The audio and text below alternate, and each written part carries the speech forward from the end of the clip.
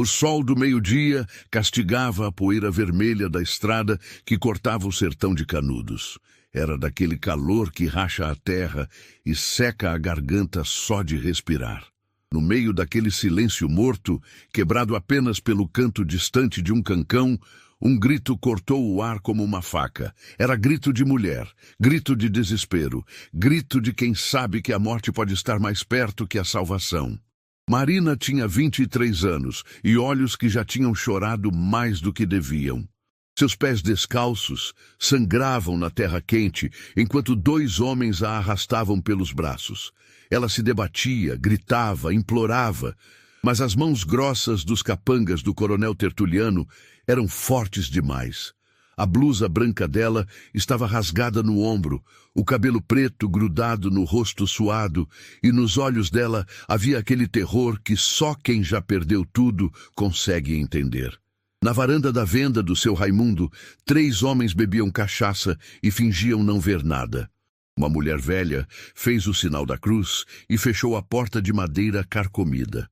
Um menino de uns 10 anos olhou pela fresta da janela e a mãe puxou ele para dentro com um tapa na nuca. Era assim no sertão do coronel Tertuliano. Ninguém via nada, ninguém ouvia nada, ninguém fazia nada.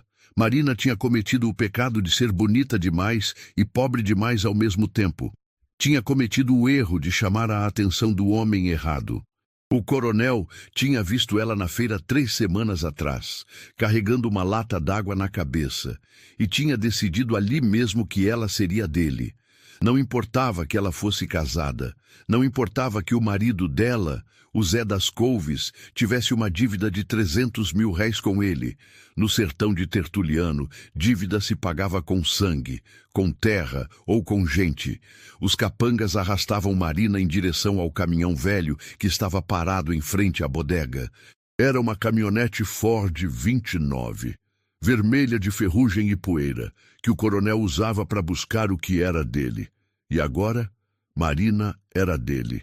Pelo menos era isso que ele achava. Ela gritava o nome do marido, gritava pedindo ajuda a Deus, gritava para qualquer um que quisesse ouvir. Mas o silêncio do sertão é pesado como chumbo e surdo como pedra.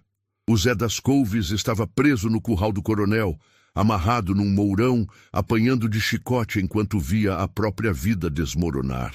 Ele tinha tentado proteger a mulher, tinha tentado ser homem, mas quando se deve para o coronel Tertuliano, não existe hombridade que valha. Foi quando o barulho do motor cortou o silêncio. Era um som diferente, não era o ronco fraco da caminhonete velha do coronel. Era o motor forte de uma Rural Willys, azul como o céu de agosto, levantando uma nuvem de poeira vermelha na estrada. Os capangas pararam de arrastar Marina por um segundo. O mais velho, um sujeito de bigode ralo chamado Severo, cuspiu no chão e apertou mais o braço dela. A Rural parou a 20 metros de distância. A porta se abriu devagar e dele saiu um homem. Alto, ombros largos, chapéu de couro na cabeça, botas gastas, mas bem cuidadas. Era João Cavalcante, o fazendeiro das terras do outro lado do rio. Ele tinha uns 40 anos, rosto marcado pelo sol e pelos anos, mas os olhos dele eram claros e firmes, olhos de quem não baixa a cabeça para ninguém. João olhou para a cena, olhou para os capangas, olhou para a mulher sendo arrastada, olhou para o povo escondido nas casas, e aí ele fez uma coisa que ninguém tinha coragem de fazer naquelas bandas. Ele caminhou em direção aos homens do coronel. Severo soltou uma risada amarela. O outro capanga, um jovem de cara de poucos amigos chamado Dido, colocou a mão no cabo do facão que trazia na cintura. Marina parou de gritar por um segundo, olhando para aquele homem que vinha caminhando firme, como se não tivesse medo de nada nesse mundo. João parou a 3 passos dos capangas. Tirou o chapéu devagar, passou a mão no cabelo grisalho e colocou o chapéu de volta. Quando ele falou, a voz saiu baixa, mas tinha o peso de uma sentença. Solta a mulher. Severo riu mais alto dessa vez. Você tá perdido, João Cavalcante? Não sabe onde tá metendo o bedelho? Essa moça aqui pertence ao coronel Tertuliano. Vai pagar a dívida do marido safado dela. E você, se for esperto, volta para sua rural e esquece o que viu aqui. João não desviou o olhar. Eu disse: solta a mulher, agora. Dido puxou o facão e deu um passo à frente. O sol brilhou na lâmina enferrujada. Você quer morrer hoje, velho? Aqui é terra do coronel. A gente faz o que quer. E você não é nada aqui. Foi então que João fez um movimento tão rápido que Marina quase não viu. Ele puxou o revólver Taurus, calibre 38, que trazia na cintura, e apontou direto para a cabeça de Severo. O clique do gatilho, sendo engatilhado, ecoou no silêncio como um trovão distante. Eu vou contar até 3. Se no 3 essa mulher não tiver livre, o Severo vai conhecer o Criador hoje mesmo. E depois vai ser a vez do Dido. Eu não tenho medo do coronel de vocês. Eu não tenho medo de homem nenhum dessa terra. O suor escorreu pela testa de Severo. Ele conhecia a fama de João Cavalcante. Conhecia as histórias. João não era de conversa. Quando ele puxava ferro, alguém morria. 2. Marina sentiu os dedos de Severo afrouxarem no braço dela. Dido engoliu seco e deu um passo para trás, guardando o facão. 3. Severo soltou Marina com um empurrão. Ela tropeçou e caiu de joelhos na terra quente. João não baixou a arma. Agora vocês dois vão entrar naquela caminhonete velha e vão dizer pro coronel que a dívida do Zé das Couves está paga. Eu comprei a dívida. 300 mil réis. Vou mandar o dinheiro amanhã. E diz para ele que se ele vier atrás dessa mulher de novo, não vai ser com os capangas dele que vai ter que lidar. Vai ser comigo. E ele sabe muito bem o que isso significa. Severo e Dido não esperaram segunda ordem. Entraram na caminhonete. O motor tossiu 3 vezes antes de pegar, e eles sumiram na poeira da estrada, deixando um rastro de fumaça preta. João guardou o revólver e se abaixou perto de Marina. Ela estava tremendo toda, abraçada em si mesma, lágrimas escorrendo pelo rosto sujo de terra. Ele não tocou nela, apenas falou com aquela voz baixa e firme. Acabou. Você está segura agora. Marina levantou os olhos para ele. Eram olhos castanhos, grandes, molhados de lágrimas, mas tinha uma força neles que o sofrimento ainda não tinha conseguido matar. Por quê? Por que o senhor fez isso? O senhor nem me conhece.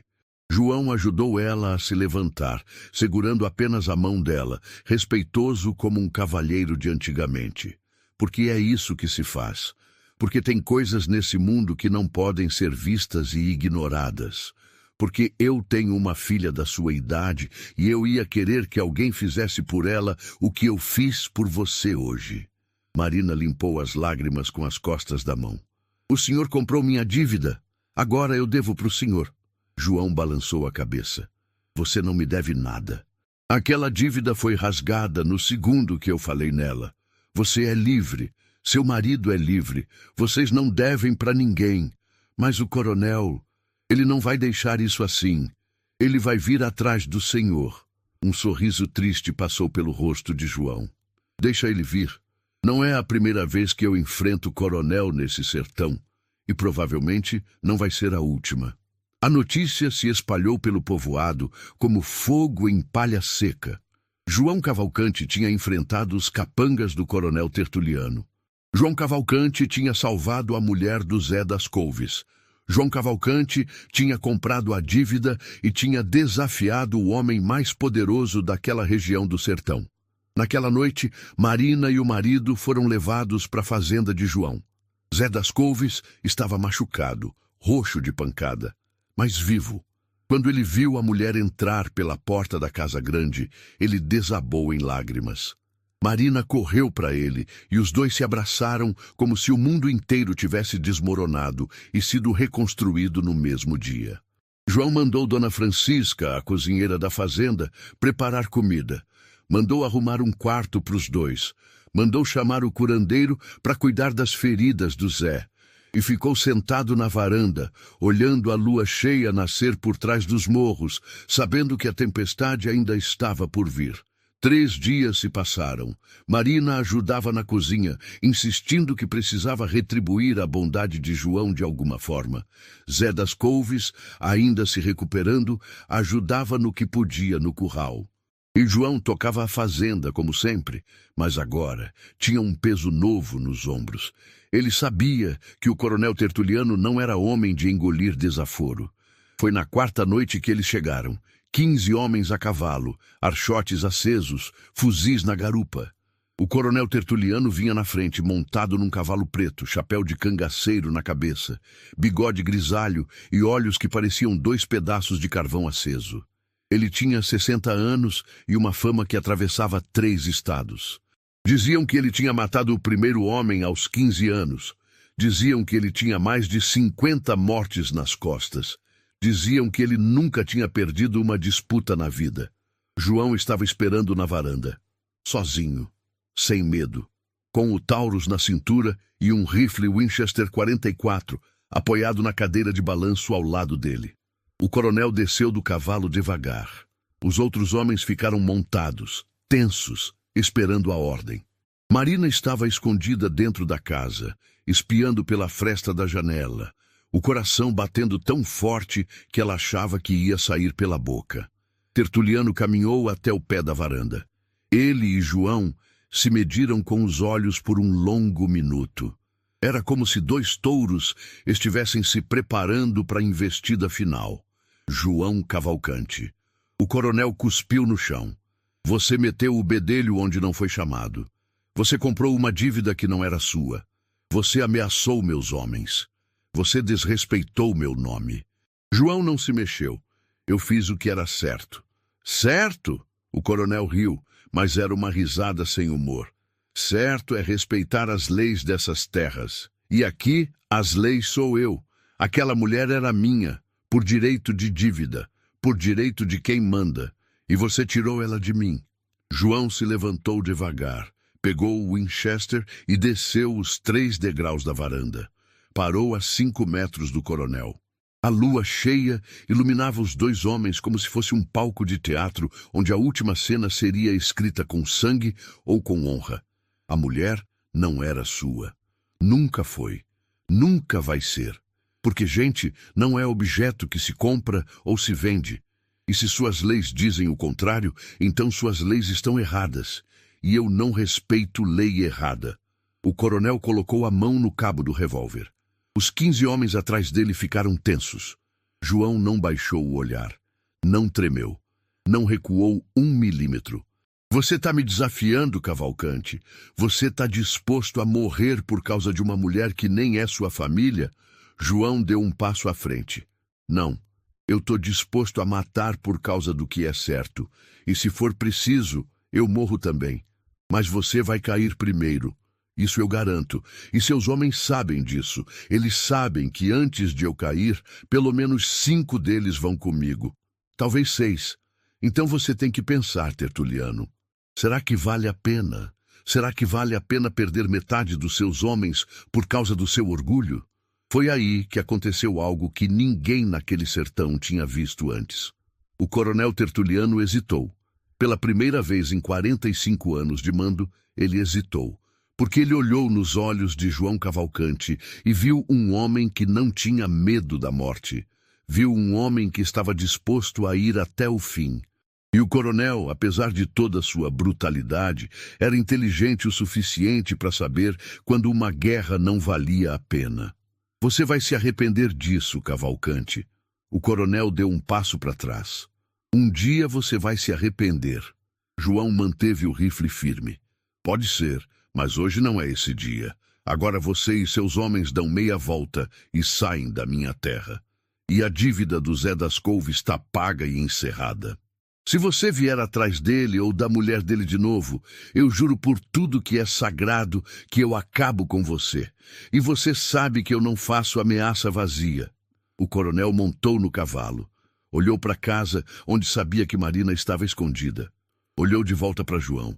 E então, pela primeira vez na vida, o coronel Tertuliano bateu em retirada. A nuvem de poeira levantada pelos 15 cavalos foi sumindo na estrada. João ficou parado ali, rifle ainda na mão, até ter certeza de que eles tinham ido embora de verdade. Só então ele soltou o ar que estava prendendo no peito. Marina saiu correndo da casa e parou no meio do terreiro. Ela olhou para João com olhos brilhando de lágrimas, mas dessa vez não eram lágrimas de desespero, eram lágrimas de gratidão, de alívio, de uma emoção que ela nem conseguia nomear. O Senhor enfrentou o coronel. Por mim, por nós. João apoiou o rifle no ombro e caminhou até ela. Pegou o chapéu e limpou o suor da testa. Ainda estava tremendo por dentro, mas não ia deixar ela ver. Eu fiz o que qualquer homem de bem faria. Nada mais que isso. Mas não foi nada mais que isso. Foi tudo. O Senhor nos deu a vida de volta. O Senhor nos deu a liberdade. João olhou para ela. Realmente olhou.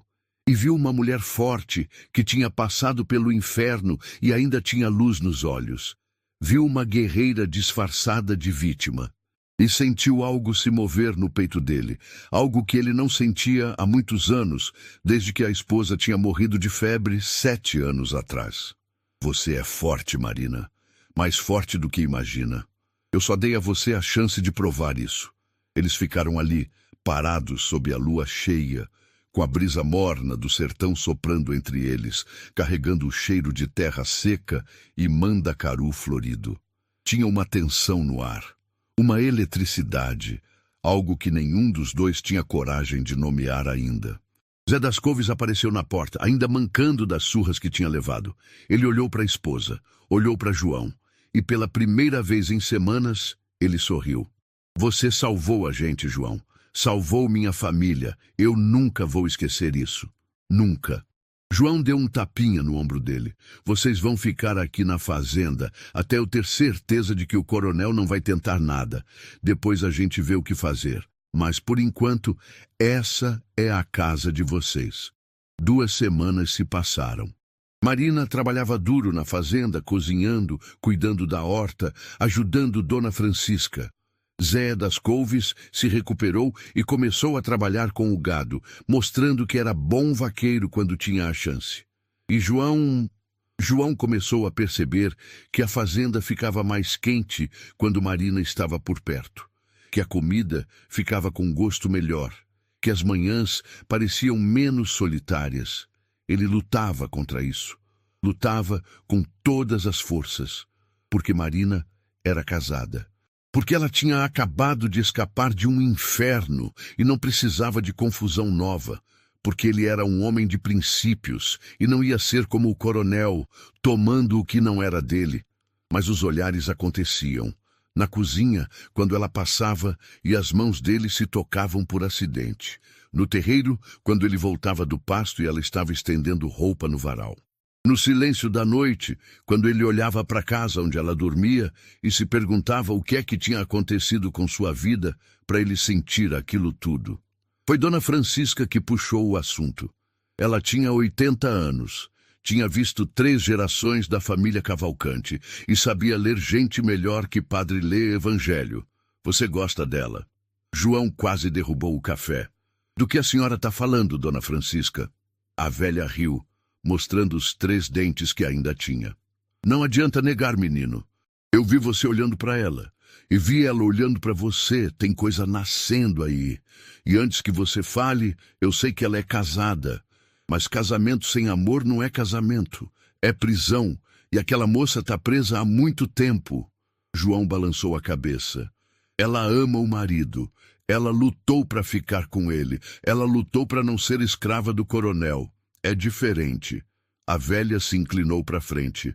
Às vezes, a gente confunde gratidão com amor. Às vezes, a gente fica com quem a gente conhece porque tem medo do que não conhece. Mas eu vi os olhos daquela menina, João, e ela olha para você de um jeito que ela não olha para o Zé das Couves. João não respondeu, porque, no fundo, ele sabia que Dona Francisca estava certa, e isso o apavorava. No dia seguinte, Marina procurou João no curral. Era fim de tarde, o sol começando a descer no horizonte, pintando o céu de laranja e vermelho. Ele estava consertando uma cerca, suado, camisa aberta, mostrando o peito marcado por cicatrizes de uma vida dura. Posso falar com o senhor? João limpou as mãos na calça e acenou para ela sentar numa tora de madeira ao lado dele. Pode. O que foi? Marina respirou fundo. Parecia que estava juntando coragem há dias para aquela conversa. Eu queria agradecer de novo, por tudo, por ter salvado a gente, por ter nos acolhido, por ter dado dignidade de volta para mim e para o Zé. Mas eu também queria falar uma coisa que está pesando no meu peito. João sentiu o coração acelerar. Pode falar. Eu não amo meu marido. Marina soltou as palavras de uma vez, como quem arranca um espinho cravado fundo. Eu nunca amei. A gente se casou porque nossos pais acharam que era bom, porque a gente era vizinho, porque era o que se esperava. Mas amor de verdade, isso eu nunca senti. Até... Ela parou, olhou para ele, e naquele olhar tinha tudo que ela não tinha coragem de dizer com palavras. João se levantou, deu as costas para ela, não porque estava bravo, mas porque se ele continuasse olhando para ela, ia fazer algo que não devia. Marina, você passou por muita coisa. Você está confusa. Você está misturando gratidão com... Eu não estou confusa. A voz dela saiu firme. Eu sei o que eu estou sentindo, e eu sei que é errado, eu sei que é pecado, mas eu não consigo parar. Toda vez que eu olho para o Senhor, eu vejo o homem que eu sempre quis que existisse e que eu achava que não existia nesse mundo. Eu vejo força e bondade juntas. Eu vejo um homem de verdade. João cerrou os punhos. E seu marido? Ele te salvou também. Ele apanhou por você.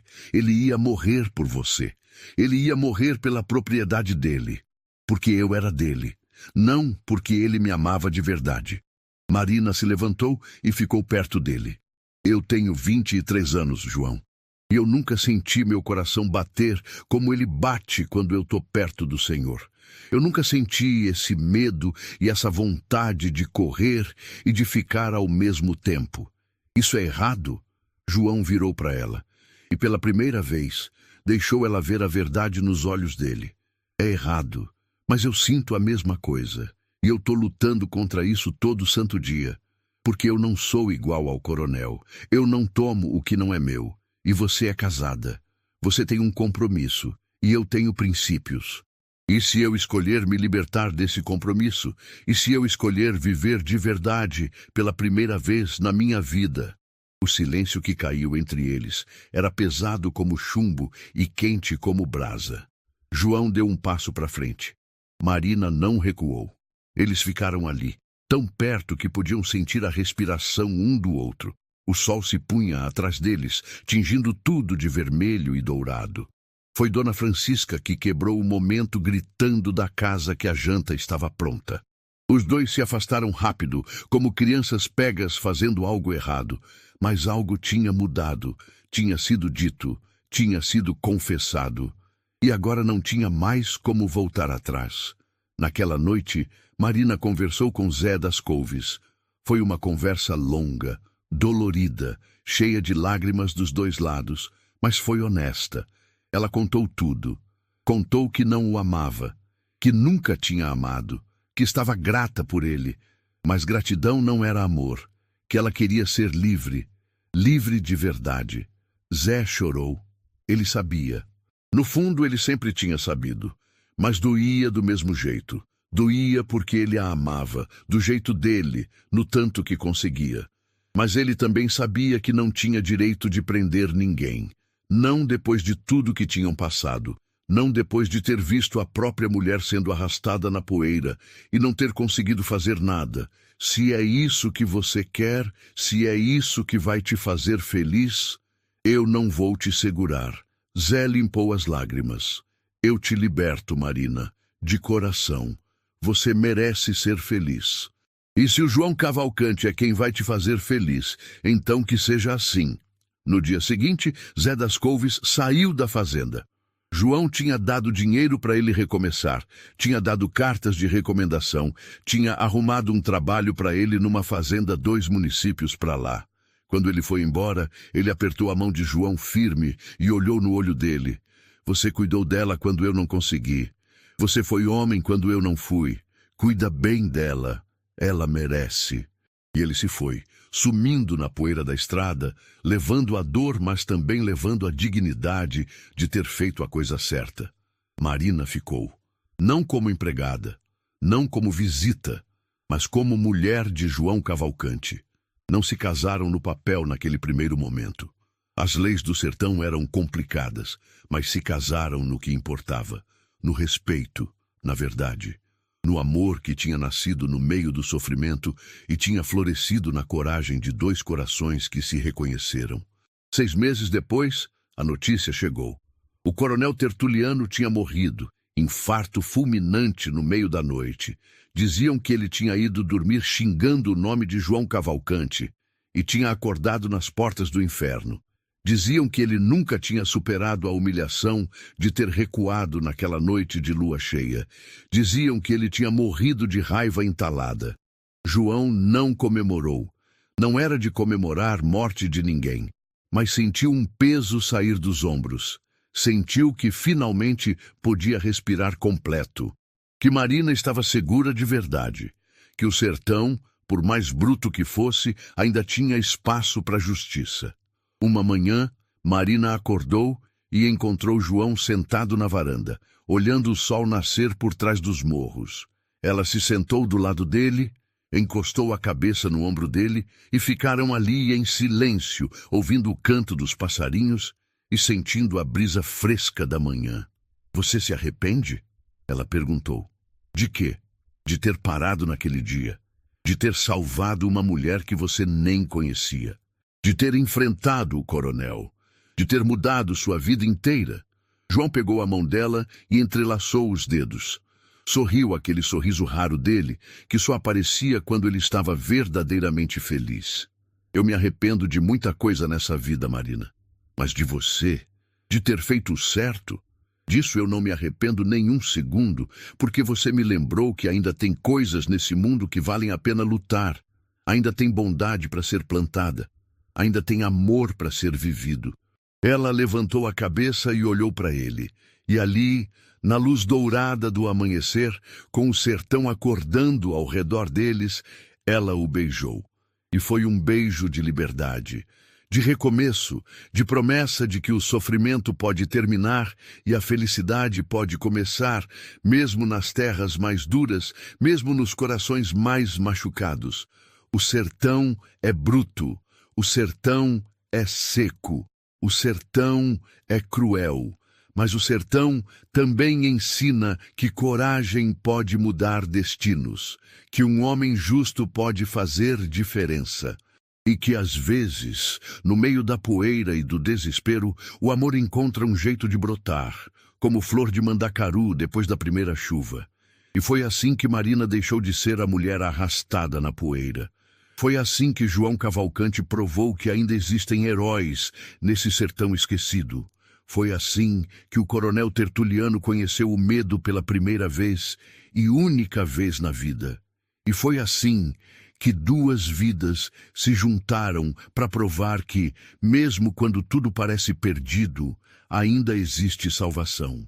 Porque no fim, o que vale não é a força da brutalidade, é a força da bondade. E essa, meu amigo, essa ninguém tira de um homem de bem.